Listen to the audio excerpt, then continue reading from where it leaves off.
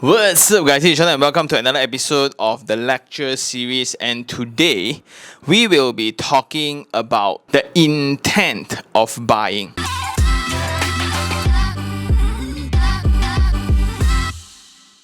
So for those who are new in this channel, right, I will always encourage them to check out two videos, right? One is Sean's 4 basic steps. Before you go to a property, do go through the 4 basic steps. And generally, right, just to go through, first is to find your intent of buying. Second is to find out how much you can afford. The third one is to research at least 20 different properties around the budget that you can afford.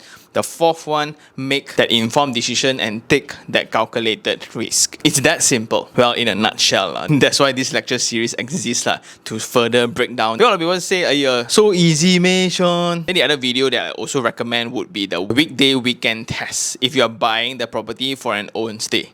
Okay, I will elaborate that because in this lecture, let's talk about intent of buying. Generally, there's 3 types of intent. One is you buy this as a home. You want to host your family, your parents, your future wife or whatsoever. The second one would be for investment purposes. The third one would be to buy the property as a trophy collection, right? This one is to basically celebrate certain things, or you want to show off, you want to be in that league of elites, right? Therefore, you buy that property. So every time when I open my inbox, it's pretty common that a lot of people ask me like, hey Sean, project XXX can buy or project ABC can buy.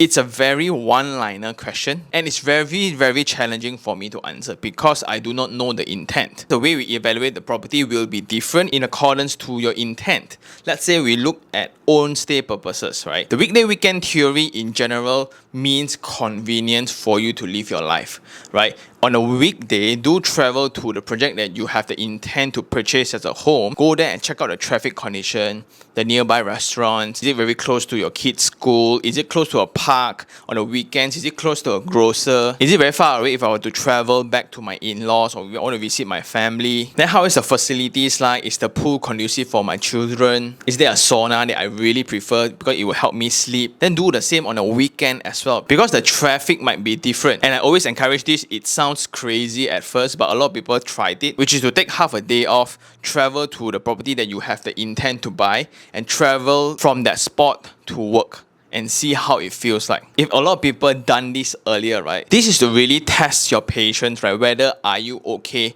really with the distance, because it's very convenient, like, oh, you can move further away from the city, then you can have a bigger house.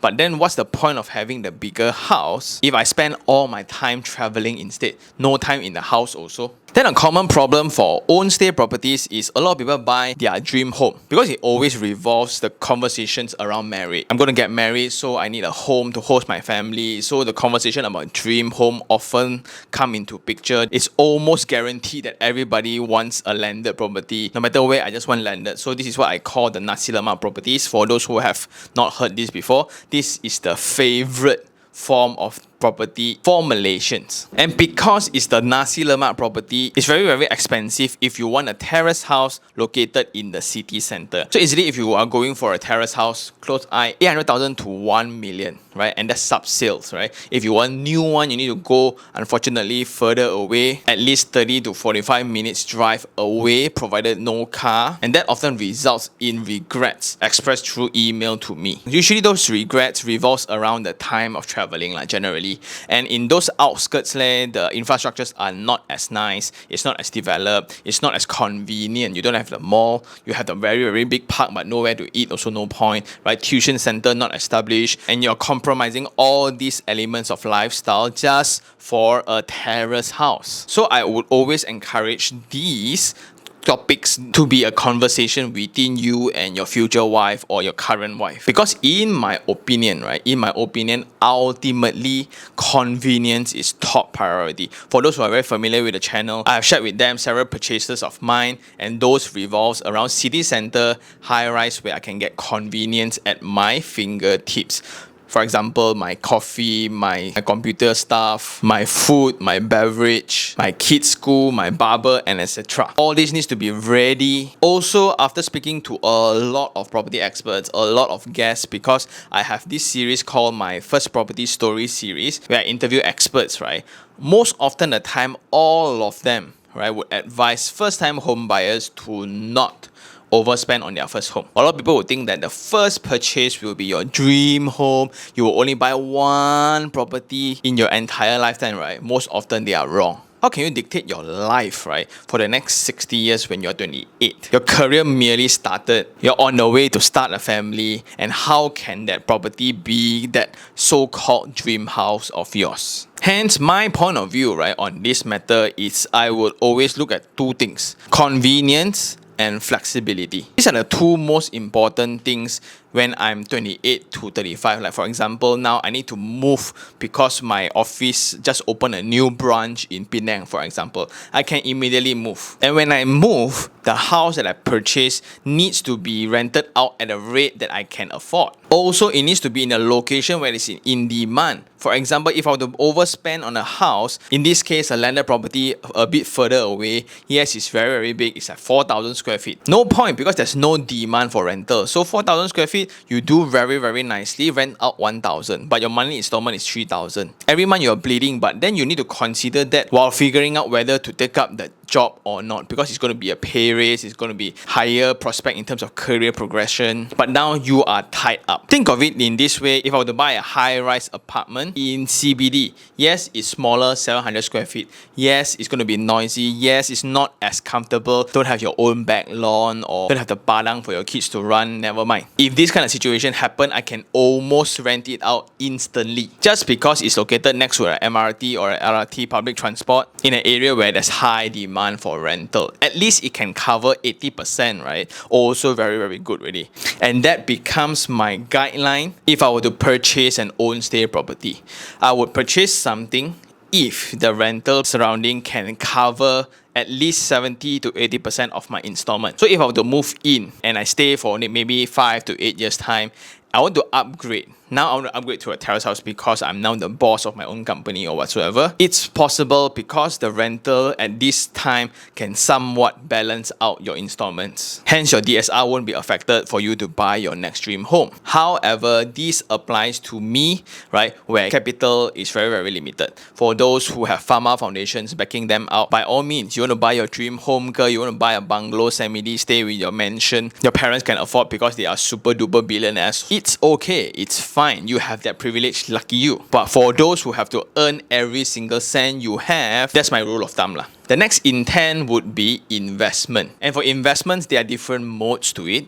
One, I would call it a diversification of wealth. These are the people that don't really look at returns, they don't look at rentals, they don't care about capital appreciation, because this is just a way to not put their money in cash form. Because cash now, if you look into the news right now, right, inflation is around 4%, 4.1 to be exact.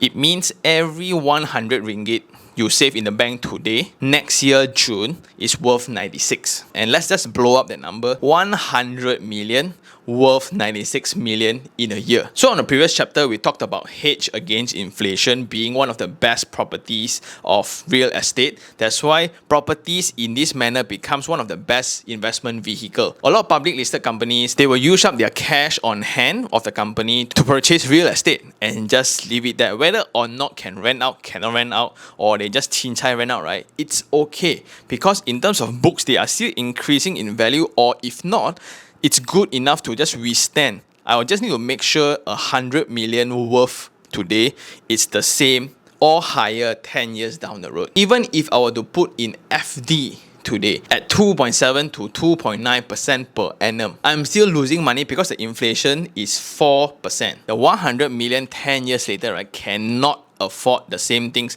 100 million can buy today. The second type of investment strategies would be flippers. Property flippers, not the slipper. But this is pretty common back then, before the government implemented a lot of cooling measures, right? Cooling measures means financial instruments or policies implemented by governments to maneuver or manipulate the market. For example, I increase RBGT, I increase interest rate, the entire property market will immediately stop.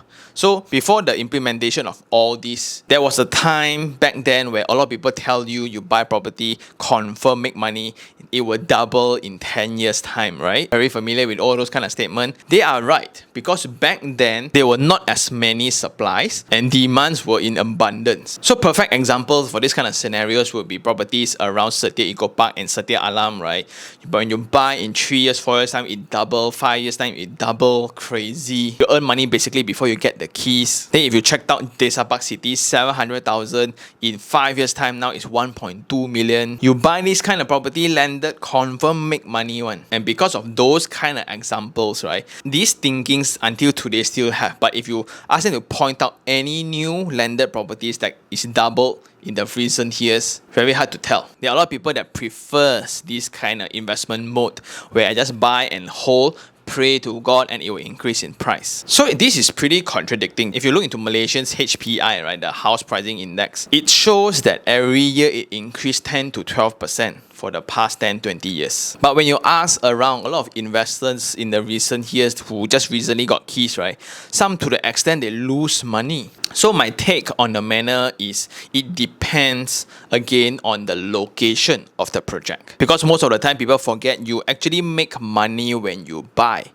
not when you sell. Moving on, the next mode will be cash flow oriented type of strategy. And in this strategy, then it's also divided again where whether you got money or not, or you got no money, right? If you got money, almost in the same category with the one that buy property just for the sake of diversification, right? These are the people that buy things that are already making money. For example, you tell him, okay, this property 400,000, rental 1,006, can buy or not? He close eye, he buy. Because today installment for a 400,000 property is only 1,002. Because of the low interest rate, now 1,006 confirm make money. Then when you ask them, are you concerned about it being an old apartment where there's no capital appreciation? They don't care, because they are only looking at cash flow. As long as it makes sense every month, I make money every month, it's a good property. And they prefer certainty over capital appreciation, because in the mindset of this category of investors, right, who can promise me confirm that 10 years time the property will double? Can you bet your life on it or not? If you cannot, you are somewhat betting with hope, with data, whatever you like lah. But then they believe only on the current rates. As long as it's making money today, I'm going in. So I have a friend who buys properties like nobody's business. That's because his golden rule is 4% of ROI for his property. It's okay even if he lose like $50 or $100 a month. To him, it's fine, because he's playing the ultra long game. As long as every month that's positive or even break even, right? In 30 years time, even if the capital did not go up, I will accumulate my wealth in terms of the payment of the tenant itself. Then for property investors of this rental category, right, who don't have capital, then we got no choice but to go for new properties. And that will be a higher level of uncertainties because we can only guesstimate. So the difference here will depend on your homework. How detailed is it? How recent it is? And to be very accurate in terms of research, right, we need to look at, for example, let's say a project A in Mont Kiara. It's a 1+1 bedroom. What do I look at? I need to look at which street of Mont Kiara, the pedestrian experience to the nearest shop. Number 2, the rental rates of 1+1 bedrooms around 50 meters to 100 meters in proximity. Because a lot of people will then very conveniently take studios rate or take 3 bedrooms rate, and then they just average out per square feet, right? Actually, it's not as simple as that. To be more accurate, a 1+1 bedroom is different from a 2 bedroom, is also different from a 1 bedroom. Well, there are certain correlations of course, but then if you want to be exact, if you want to be accurate, no other way, unfortunately. And in this manner, we will then look at the Gailan theory. This is a theory made famous, I think, in the previous MCO, where the story is, if I were to walk into the market today, I have never bought a Gailan before in my life. How do I know that 320 per catty is expensive or cheap in that manner? So what would I do? Logically, I would just go to counter 1, 2, 3, 4, 5 to ask around on the price of Gailan per catty. This one is 230 because it's local. This one is 320 because it's branded. This one is 220 because it's old stock. This one is fresh off the one. This one is 420. Then this one 80 cents only. You then need to make the evaluation on which is the most accurate. Figure out the median. So is 320 the market price or not? Similar to properties, How do I know this property, 320,000, is it cheap or expensive? I found something 220, which is around the block, but it's next to a STP. I found something 450 next to the highway, connected to the LRT. All these can be in the same street. So by guesstimating the rental returns, that will help you determine whether your purchase on these brand new properties, right? Because we got no money, we got not enough capital, hence new properties is one of the only way out, but actually it saves a lot of money in terms of the HOC campaign, so they just extended, which is a good news for everyone. And then moving on, the last one would be trophy collection. This is an addition to my theory previously, because last time I only thought Ownstay and investment only, but for trophy collection, right, this is when I visited exorbitant price properties. For example, Four Seasons, 1,800 square feet is around 6 million, 7 million. Right, some mansions 18 million, but you look at it, right, it's just like an old building. Then you look at branded residences, per square feet is 2,800 ringgit. So a 500 square feet unit in KL is priced at 1.4 million ringgit. No matter how you calculate returns, no matter how you calculate capital appreciation, you can never figure out who's going to buy after you and why are these people buying, right? There's no logic to it, right? It's merely because I can afford. Then when I spoke to these kind of customers, these are the people with Ferraris, these are the people with businesses, successful business people who really got nowhere else to place their money. It's somewhat similar to the diversification, just that this adds up to their ego side and to their profile side of things. Where when I drive around Pavilion, hey, you see that building, that very nice architecture, I own one. You see the one next to KLCC, you know that block, I own one. Then when I bring people just to show off, you look into my living room, it frames up the Twin Tower and the KL city view. It's going to be so amazing. Do come and stay over. And this is when I realized we really need to work really hard, because the gap, right, it's insanely broad.